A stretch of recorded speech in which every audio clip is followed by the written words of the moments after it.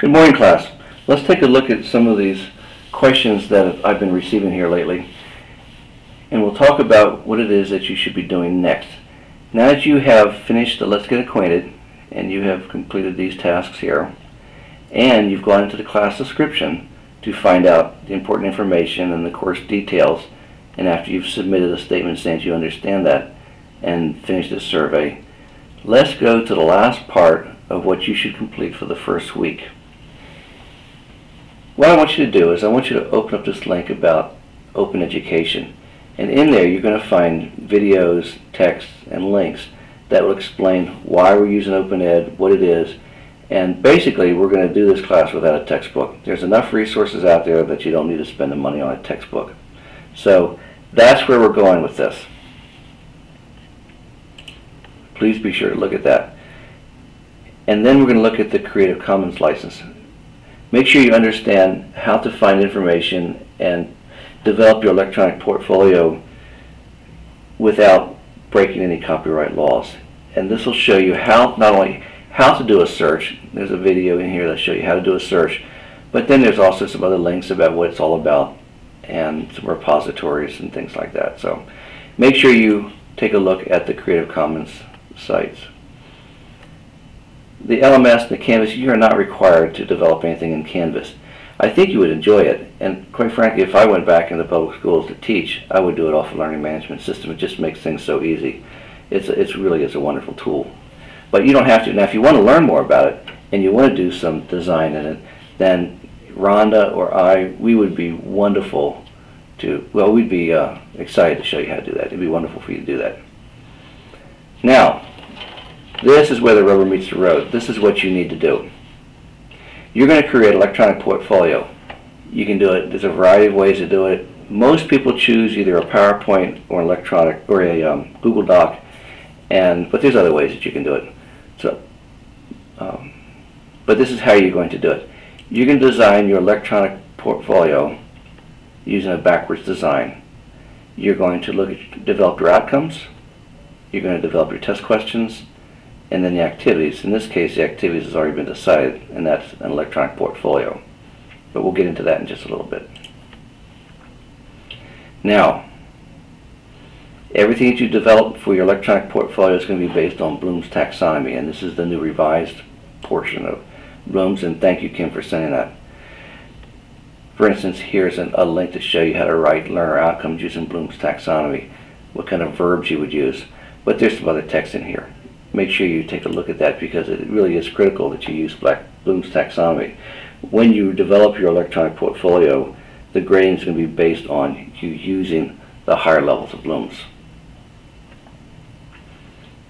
Now, here's some information here about writing learner outcomes and something on a content outline, and there's information in there showing you how to do these things. Make sure you access these links. Here's something on how to write assessments. Now, when you write your questions in your electronic portfolio, you will be using objective questions based on Bloom's.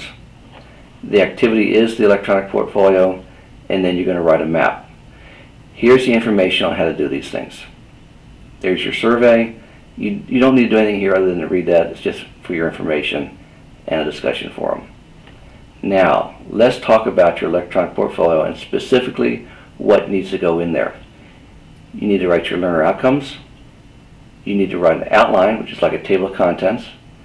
You're going to develop your terminology, kind of like a list of vocabulary and defined. You're going to write your quiz questions. You're going to map it, and the activity is the electronic portfolio. So the question is, how are you going to do this? Well, there's a lot of different ways you can do it, but just to give you an example, I would use the Google Doc because it's so easy to share, and when you're working in a group, other people can dump things into that. But the more information I give, I'm reluctant to give you too much information because I don't want to start to stifle your creativity or your problem solving, because I want you guys to come up with your own solutions. But I know that you need to have a knowledge base to work from, and so I'm just going to give you one option. But remember, it is purely just an option, okay? So here's how I would do it. I would go into Google, go to Create, go to Presentation, and you get to pick a template. Well, since it's Western Nebraska, let's take this one. Now we need a title. Now, I have some of this already printed up here just for the purpose of saving time. But here's your title, and here is a subtitle. Now look how easy that was. There's your title page. Now the next slide. Go here to Slide. We're going to open that up. And I would go slide by slide. Here's your learner outcomes, and that's where you're going to put them when you develop them. And then I would go to a new slide, and here is where I would develop the outline. There it is. There's your title. Develop your outline right there. Then I'd go to a new slide, and here is your terminology. Let's put that there. Develop your terminology. Now you're going to put in your quiz questions. Now remember, you're going to have to tie these quiz questions into your learner outcomes. So let's go to a new slide, and we're going to put in, here's where you're going to list your questions.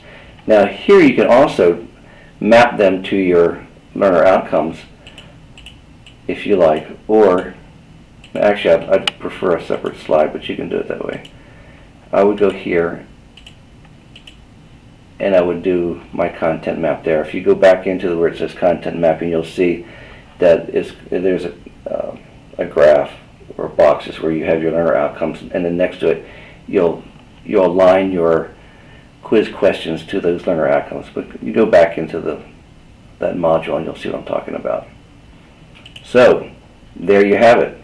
Now the rest of the slides on your electronic portfolio are going to be all the artifacts and all the information. You're going to develop your outline by going in and finding information on the web, by using Creative Commons, of course, and you're going to finish out the electronic portfolio.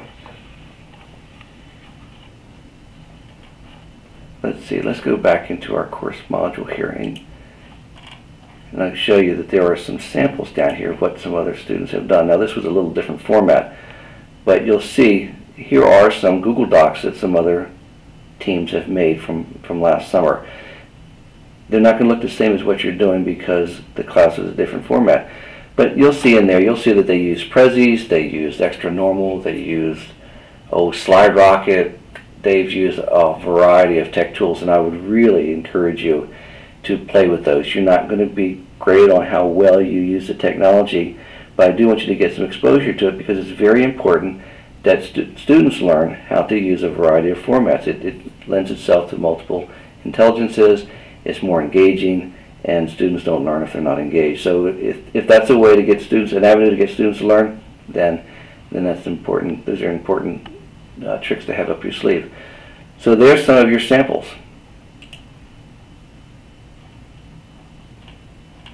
And that's basically it. I mean, you're just going to develop your electronic portfolio, just as I showed you using that Google Doc. Again, you can use a PowerPoint.